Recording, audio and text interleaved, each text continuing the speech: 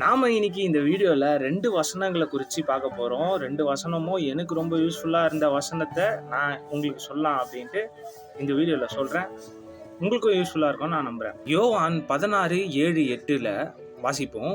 நான் உங்களுக்கு உண்மையை சொல்லுகிறேன். நான் போகிறது உங்களுக்கு பிரயோஜனமாய் இருக்கும். நான் போகாதிருந்தால் தேற்றரவாளன் உங்களிடத்தில் வரார்.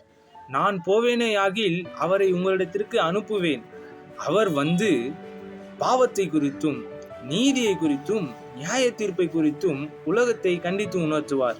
நம்ம ஒவ்வொரு கிறிஸ்தவர்களுக்கும் இது அத்தியாவசிய தேவையே. ஆவியான ஒரு தேற்றவாளனுடைய உதவி தான். அவர் வந்து நமக்கு பாவத்தை குறித்தும் நீதியை குறித்தும் நியாய தீர்ப்பு குறித்தும் இந்த உலகத்தை குறித்தும் நம்மளுக்கு கண்டித்து உணர்த்துவார். ஸோ இந்த வசனம் வந்து எனக்கு எப்பவுமே நம்ம டெய்லி ஆண்டவரே எனக்குள்ள வாங்க, எனக்கு இதெல்லாம் உதவி செய்யுங்க அப்படின்னு நம்ம வந்து பாவத்தை உணர்த்துங்க. சில பேர் நம்மலாம் பாவம்னு தெரியாம, ஈவன் நான் கூட பாவம்னே தெரியாம வாழ்ந்துட்டு இருப்பேன்.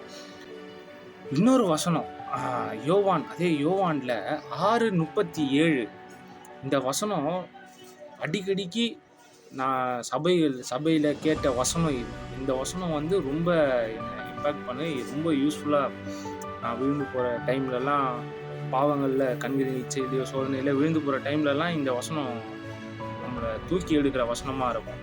யோவான் 6:37 பிதாவானவர் எனக்கு கொடுக்கிற யாவும் என்னிடத்தில் வரும். என்னிடத்தில் வருகிறவனை நான் புறம்பே தள்ளுவதில்லை. கெட்டகுமாரன் பார்த்தீங்கன்னு வைங்களேன், அவன் வந்து எல்லாத்தையும் இழந்து, அவங்க அப்பாவுடைய சொத்து, அவனுடைய உடல் எல்லாத்தையும் இழந்து, அவன் வந்து எதுவுமே இல்லாமல் இன்றைக்கும் நம்மளுடைய நிலைமை வந்து அப்படி இருந்ததுன்னா, என்னுடைய நிலைமையும் ஆண்டவரே அந்த பரிதபிக்கக்கூடிய அந்த கெட்ட குமாரனை போல் நம்மளுடைய சூழ்நிலையும் இருந்ததுன்னா, தயவு செஞ்சு சொல்கிறேன், இந்த வசனத்தின்படி நீங்கள் தயவுசெய்து ஆண்டவர்கிட்ட போயிருங்க. அவர் புறம்பவே தள்ள மாட்டார். என்னிடத்தில் வருகிறவனை நான் புறம்பே தள்ளுவதில்லை. நம்ம என்ன நிலைமை, நீ இப்படி தான் இருக்கணும், இப்படி இருந்தால் தான் என்கிட்ட வரணும் அப்படின்லாம் ஆண்டவர் எதிர்பார்க்கவே இல்லை. இருக்கிற வண்ணமாகவே நம்ம அவர்கிட்ட போவோம். ஆண்டவர் நம்மளுக்கு உதவி செய்வார். இந்த வசனம் உங்களுக்கு கண்டிப்பாக யூஸ்ஃபுல்லாக இருக்கும் நான் நம்புகிறேன். And thank you.